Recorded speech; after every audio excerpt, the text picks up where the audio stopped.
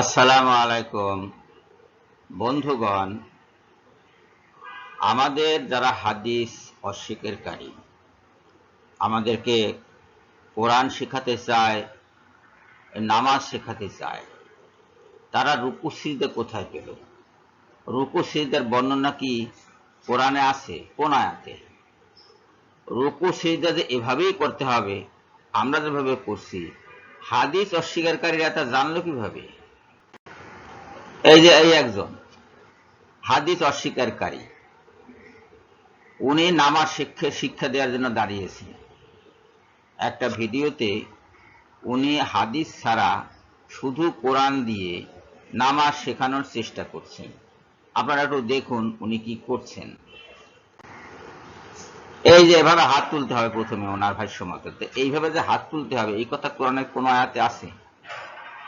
আমরা কি করি? হাত কানের লতি পর্যন্ত তুলি। নামাজে তাকবীরে তাহরিমা বাঁধার সময় আমরা কান পর্যন্ত হাত উঠাই, কেউ কেউ কাঁধ পর্যন্ত তোলে। এটা হাদিস শরীফে বর্ণিত আছে যেভাবে করতে হবে, রাসূলুল্লাহ সাল্লাল্লাহু আলাইহি ওয়াসাল্লাম করেছেন। তো উনি দেখুন এই কানের লতি পর্যন্ত হাত তুলছেন। মাঝখানে আমি এটা দেখাচ্ছি, উনি তুলবেন, কান পর্যন্ত তুলেছেন।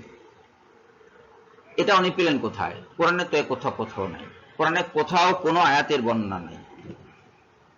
তার মানে উনি হাদিস অনুসরণ করেছেন, ধোঁকা দিচ্ছেন মানুষকে। হাদিস মানবেন না বলে মানুষকে ধোঁকা দিচ্ছেন।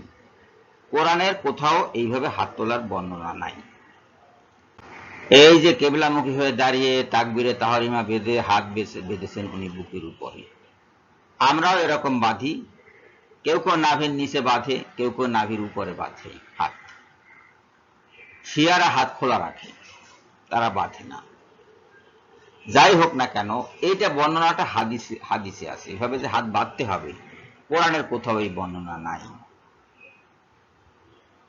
ওনারা এটা দেখাচ্ছেন, তার মানে ওনারা হাদিসে যা আছে সেটা দেখাচ্ছেন, যদিও মুখে বলছেন হাদিস মানি না।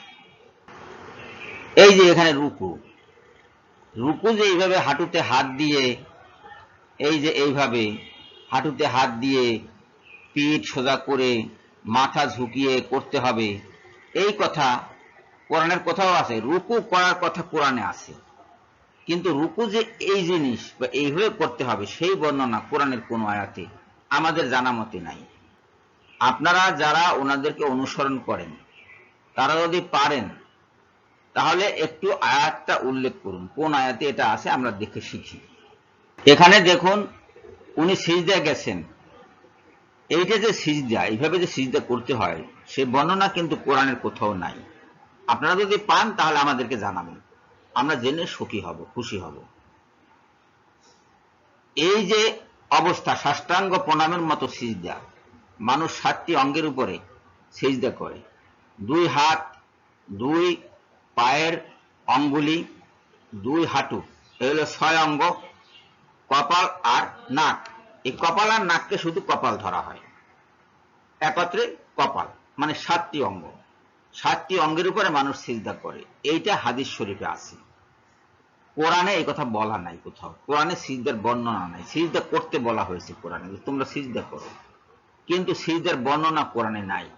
বর্ণনা আছে হাদিস শরীফে। কেন আছে হাদিস শরীফে? হাদিস শরীফ রাসূলুল্লাহ সাল্লাল্লাহু আলাইহি ওয়াসাল্লামের কর্মের রিপোর্ট। রাসূল সাল্লাল্লাহু আলাইহি ওয়াসাল্লাম যা শিক্ষা দিয়েছেন, যা করেছেন, সেটার রিপোর্ট হলো হাদিস শরীফে।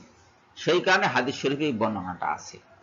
এই যে আঙ্গুলগুলো কেবলামুখী, উনি কেবলামুখী হয়ে মাটিতে কপাল ঠেকিয়ে সিজদা করছেন, হ্যাঁ, এই অবস্থাটা পুরাটাই হাদিসের অনুসরণ।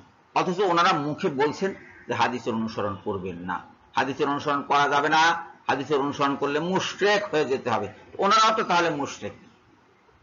কাদেরকে আপনারা অনুসরণ করছেন? ভক্তবৃন্দ, আপনাদেরকে বলছি, সম্মানিত অনুসারীগণ, এই ফিতনাবাজদের যারা অনুসরণ করছেন তাদেরকে বলছি, সসম্মানে বলছি, আপনারা কাদের অনুসরণ করছেন? এরা তো প্রতারক।